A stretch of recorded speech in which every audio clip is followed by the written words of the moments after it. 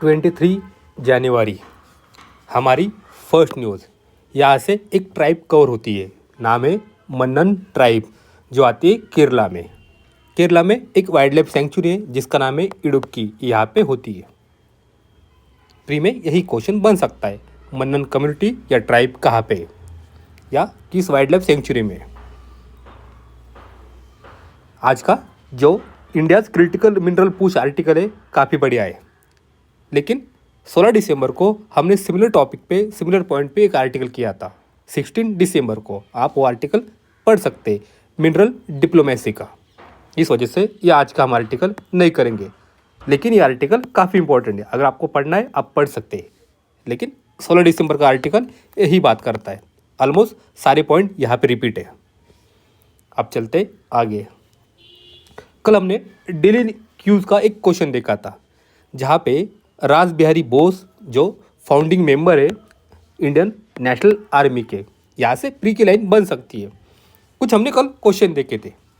First question था, एक founding member है, ऑफिसर है इंडियन नेशनल आर्मी की, जिन्होंने बाद में शुरू किया था all India democratic woman association. इसका आंसर है कैप्टन लक्ष्मी सहगल। यहाँ से प्रीलिम में क्वेश्चन बन सकता है, क्या all India democratic woman association किसने बनाया? नाम है कैप्टन लक्ष्मी सहगल ने, जो थी इंडियन नेशनल आर्मी में लीडर, एक डॉक्टर भी थे।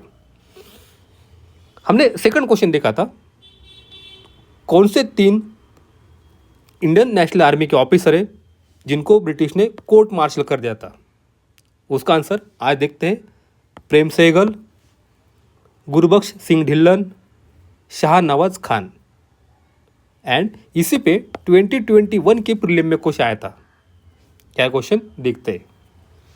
Context of colonial India, Shahnawaz Khan, Prem Kumar Sahgal and Gurbaksh Singh Dhillon हमें क्यों रिमेंबर है? अभी हमने देखा ये ऑफिसर थे इंडियन नेशनल आर्मी के। नई दिल्ली में ये हमारा रेड फोर्ट है।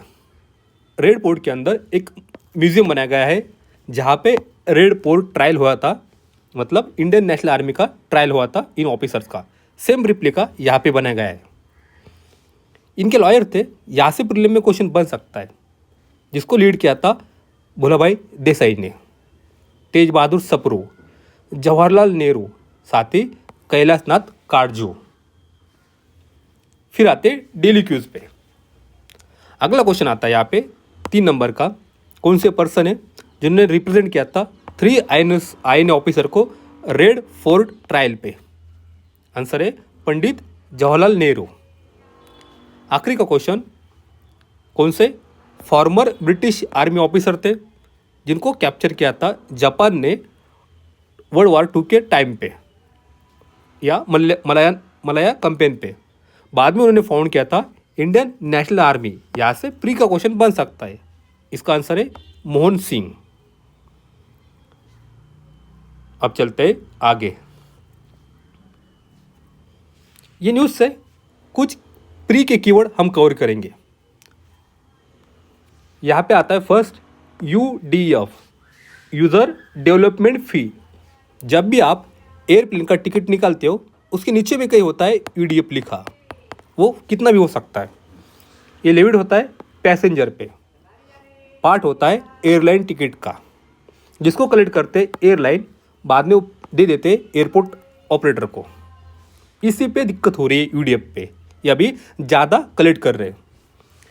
एयरलाइन रिवेन्यू 2 तरह से आता है। एक आता है एरोनॉटिकल रिवेन्यू, मतलब आपने कुछ सर्विस दी और आपको रिवेन्यू आ गया। सेकंड आता है नॉन एरोनॉटिकल रिवेन्यू, आपने कोई सर्विस दी नहीं है, इनडायरेक्टली आपने अपने ट्रैवलर से पैसे ले लिए UDF के माध्यम से। ये हेल्प करता है, जिसमें जो पैसा आता है नॉन एरोनॉटिकल रेवेन्यू का, जब हर एयरलाइन अपना टिकट कम से कम रखती है, उसमें जो घाटा हो जाता है वो घाटा वो यहाँ से कवर करते हैं नॉन एरोनॉटिकल रेवेन्यू से। ये हेल्प करता है सब्सिडाइज पैसेंजर के लिए, साथ ही कम करता है एयरलाइन कॉस्ट के लिए। मतलब टिकट में आपको कम दिखता है पैसा, आपका रेवेन्यू रेट फी पर UDF में वो ज़्यादा कलेक्ट कर लेते हैं। अगला कीवर्ड आता है era, airport economic regulatory authority. ये पॉइंट हमें कवर होता है इंडिया ईयर बुक में। एक स्टैट्यूटरी बॉडी है जो बनी थी एरा एक्ट 2008 के अंडर में। इसका काम है रेगुलेट करना फीस, टैरिफ, चार्जेस जो लेविड करते एयरलाइन। अगला कीवर्ड मिलता है DGCA, director general of civil aviation. ये भी हमने लिया है इंडिया ईयर बुक से। एक अटैच ऑफिस है मिनिस्ट्री ऑफ सिविल एविएशन का, इसको हेड करते एक DG। इनका काम है रेगुलेट करना एयर ट्रांसपोर्ट सर्विसेज को इंडिया में, साथ ही बाहर, साथ ही इन्फोर्स करना सिविल एयर रेगुलेशन को, एयर सेफ्टी को एंड एयर स्टैंडर्ड को। ये लाइसेंस देते पायलट को, एयरक्राफ्ट मेंटेनेंस इंजीनियर को, साथ ही मॉनिटर करते फ्लाइट क्रू स्टैंडर्ड, रेगुलेट करते सिविल एयरक्राफ्ट को, इन्वेस्टिगेशन करते माइनर एयर इंसिडेंट्स का। यहाँ से प्रीमियम क्वेश्चन बन सकता है। ये कोऑर्डिनेट करते all regulatory function with international civil aviation organisation ICAO। अब चलते आगे। बेटी बचाओ बेटी पढ़ाओ, इस स्कीम को शुरू हुए पूरे हो गए 10 साल। तो डेफिनेटली UPSC प्रीलिम में या मेंस में कहीं क्वेश्चन बन सकता है। इसको लॉन्च किया था पानीपत से 2015 में। यहाँ पे हमें एड्रेस करना था 2 टॉपिक पे। डिक्लाइन हो रहा था चाइल्ड सेक्स रेशो, साथ ही कुछ इश्यूज थे वुमेन एम्पावरमेंट के। ये स्कीम 3 मिनिस्ट्री से मिलके बनी है, ministry of women, ministry of health and ministry of education. इसके कुछ की एलिमेंट्स आते हैं इस स्कीम के अंडर में। इनका कहना है हमें इन्फोर्स करना है PCPNDT एक्ट को। हम एक nation wide awareness and advocacy campaign बनाएंगे। साथ ही हम मल्टी सेक्टरल एक्शन करेंगे सेलेक्ट 100 डिस्ट्रिक्ट में, जहाँ पे CSR कम है फर्स्ट फेज में। चाइल्ड सेक्स रेशो, इन्होंने कुछ अचीवमेंट किए 10 सालों में। इन्होंने कहा है हमने नया डायमेंशन दिया है rights, education and respect of girls के लिए। हमने इम्प्रूव किया है चाइल्ड सेक्स रेशो, मतलब बर्थ पे कितने बॉयज़ पे कितनी लड़कियां कितने गर्ल्स जन्म लेती है, चाइल्ड सेक्स रेशो। हमने इंस्टीट्यूशनल डिलीवरीज को, हॉस्पिटल में जितनी डिलीवरी होती है उसको बढ़ा दिया है। 10 ईयर पहले ये 61% थी, अब ये 97% के ऊपर चली गई है। हमने एक्सेस दिया है हेल्थ केयर सर्विसेज का गर्ल्स के लिए। National sex ratio at birth जो 10 ईयर पहले 918 था, अभी हमने उसको 930 कर दिया है। ये प्री की लाइन बन सकती है। बेटी बचाओ बेटी पढ़ाओ। अगली न्यूज़ आती है नेशनल हेल्थ मिशन की। इसकी एक असेसमेंट रिपोर्ट आई है 2021 से 2024 तक। क्या है देखते हैं।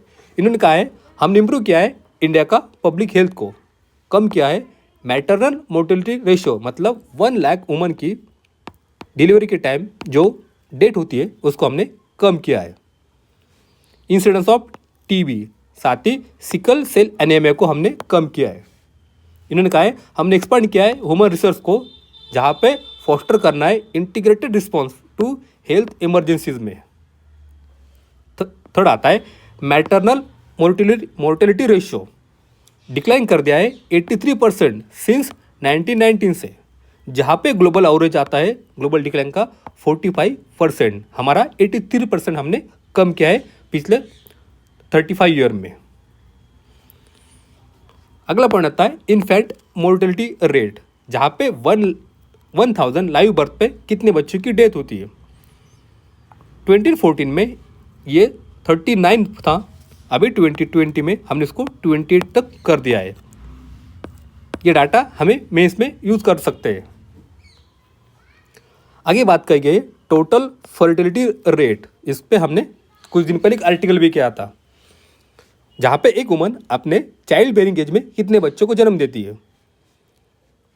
2015 में ये था 2.3, 2020 में हमने इसको 2.1 पे लाया है according to national health family survey. हमारा टारगेट था हमें इसको रखना था 2.1 के नीचे। अगली बात आती है सस्टेनेबल डेवलपमेंट गोल की।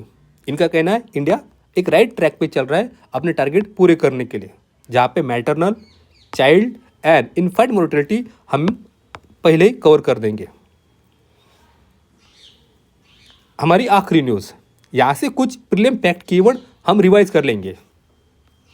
फर्स्ट आता है double tax avoidance agreement, DTAA। यहाँ पे एक कंट्री है, यहाँ पे दूसरी कंट्री है, हम एक दूसरे को ट्रेड में सपोर्ट करेंगे।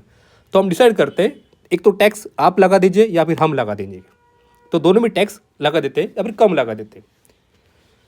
और treaty sign between two country, जहाँ पे नॉन रेसिडेंट्स अवॉइड होंगे पेइंग डबल टैक्सेस, मतलब आप टैक्स मत लगाए हम लगाएंगे, या फिर आप लगाए हम नहीं लगाएंगे।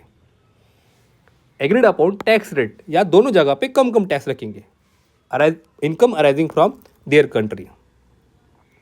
यहाँ पे अगला कीवर्ड आता है प्रिंसिपल पर्पज टेस्ट। यहाँ से प्री में सीधा क्वेश्चन बन सकता है, ये प्रिंसिपल पर्पज टेस्ट क्या है।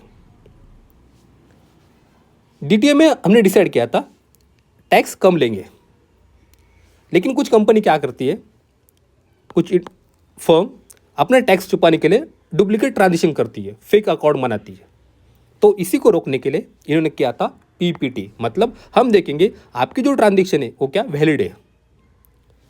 टू कर्टल टैक्स अवॉइडेंस, हम इंश्योर करेंगे जो ट्रीटी बेनिफिट्स हो only granted for transaction with a bona fide purpose, मतलब आपने अपना टैक्स छुपाने के लिए कोई डुप्लीकेट ट्रांजेक्शन तो किया नहीं है। अगला आता है यहाँ पे कीवर्ड ग्रैंडफादर प्रोविजन। यहाँ से भी प्री की लाइन बन सकती है। अगर हम हमारे DTA में कुछ नया क्लॉज ऐड कर देते हैं हमारे टैक्स सिस्टम में, तो वहाँ पे हम क्या करेंगे, आपकी कुछ एसेट हो किसी कंपनी की, हम उसको वहाँ पे छोड़ देंगे, हम इस पे टैक्स लगाएंगे नहीं। ग्रैंडफादर प्रोविजन मतलब किसी न्यू टैक्स में हम पुराने एसेट पे टैक्स नहीं लगाएंगे, किसी को छूट देंगे, आप इसको छोड़ दीजिए, हम ना अगले इस पे आपके एसेट पे टैक्स लगा देंगे। लास्ट वाला आता है base erosion and profit shifting, BEPS। Multinational companies क्या करती है, अपना काम इस कंट्री में करती है और टैक्स इस कंट्री में पे करती है और दिखाती है यहाँ पे टैक्स कम है तो हम यहाँ पे टैक्स पेमेंट करेंगे, लेकिन हमारा काम यहाँ चल रहा है, हम बेस यहाँ बनाएंगे लेकिन प्रॉफिट शिफ्ट इस कंट्री में करेंगे। तो OECD इन्होंने शुरू किया है base erosion and profit shifting. इन्होंने कहा है जहाँ आप काम कर रहे हैं वहाँ पे आप टैक्स दीजिए। हमें टैकल करना है टैक्स अवॉइडेंस को, हम ब्रिंग करेंगे transparent tax environment and synergy बनाएंगे इंटरनेशनल टैक्स रूल में। इसी पे 2016 की प्रीलिम में एक क्वेश्चन आया था, base erosion and profit shifting sometimes in seen in news, किस कंटेक्स्ट में। हमने अभी देखा यहाँ पे कर्व करना है टैक्स इविजन को बाय मल्टीनेशनल कंपनीज। आज के लिए इतना ही है।